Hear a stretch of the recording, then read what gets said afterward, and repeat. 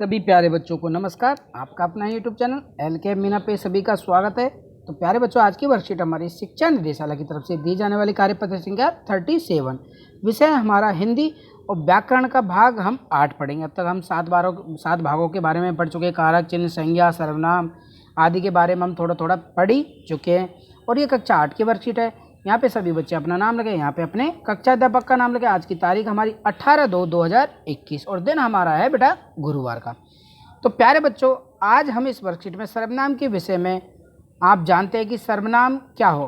बेटा सर्वनाम की परिभाषा है कि सभी संज्ञा स्थानों शब्दों के स्थान पर प्रयुक्त होने वाले वे शब्द जो भाषा को संक्षिप्त और रचना की दृष्टि से क्या बनाते हैं बेटा, सुंदर बनाने में सहायक होते हैं। इस तरह हम कह सकते हैं, इसका एक मोटी परिभाषा मुख्य तौर पे, कि वे शब्द जो संज्ञा के स्थान पर काम आते हैं उनको हम सर्वनाम कहते हैं। ठीक है बेटा। तो सर्वनाम के कुछ भेद होते हैं बेटा, ये हम भेदों के बारे में पढ़ेंगे।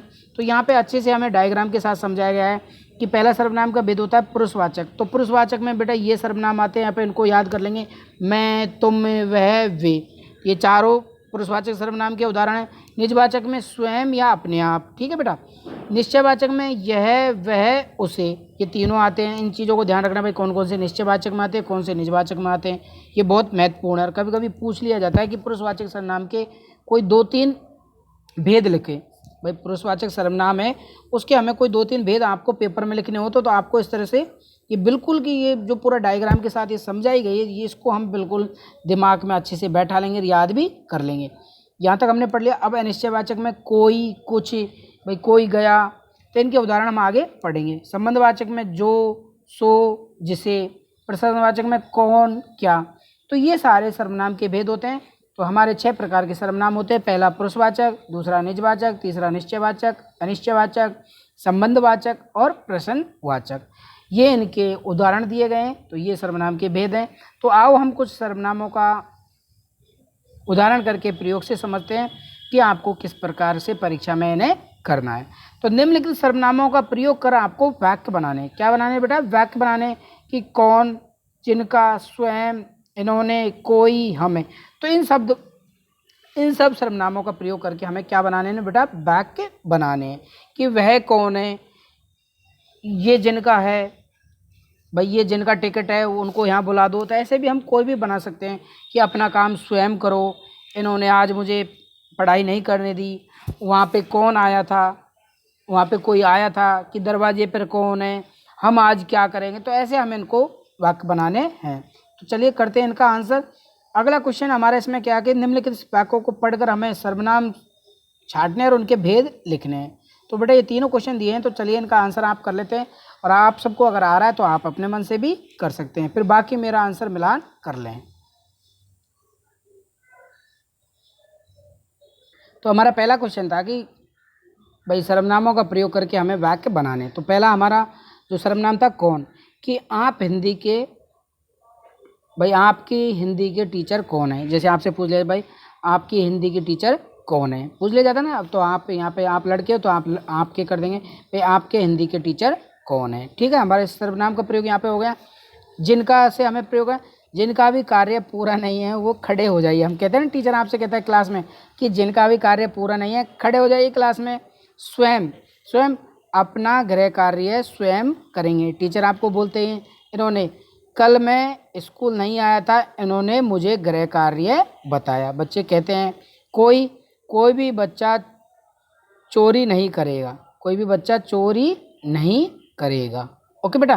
तो इस प्रकार आपको इन सर्वनामों से ये वाक्य बनाने थे। और भी कोई भी आपको सेंटेंस आते तो आप उनसे भी वाक्य बना सकते हैं। ओके बेटा। अगला हमारा क्वेश्चन है, निम्नलिखित वाक्यों को पढ़कर सर्वनाम शब्द छांटिए और उनके भेद हमें लिखने हैं। तो पहला हमारा यहाँ पे आप कहाँ जा रहे हैं, तो आपने इनका भेद हमें छांटना है। तो ऐसे आपको पेपर में आएगा, ये आपको दे दी जाएगा। तो इसमें पहले हमें सर्वनाम छांटना होगा, फिर हमें सर्वनाम का भेद बताना होगा। भाई कौन सा सर्वनाम, जैसे आप, तो आप आपने पढ़ा कौन से पुरुषवाचक सर्वनाम का ये भेद है। ठीक है। कहाँ हो गया बेटा, यहाँ पे ये आप, और कहाँ हो गया हमारा प्रश्नवाचक का। ओके बेटा, यहाँ पे प्रश्नवाचक चिन्ह दिया होगा उस पर। ठीक है। अगला हमारा सेकंड है, जैसा करोगे वैसा भरोगे। तो जैसा वैसा है बेटा ये संबंध है। कि एक तरह से संबंध दर्शा रहे हैं कि जैसा हम कार्य करेंगे, अगर हम पढ़ेंगे तो हमारे अच्छे नंबर आएंगे, अगर हम पढ़ेंगे नहीं तो हम फेल होंगे। सीधी बात है, जैसा करोगे। तो एक तरह से संबंधवाचक सर्वनाम का भेद है।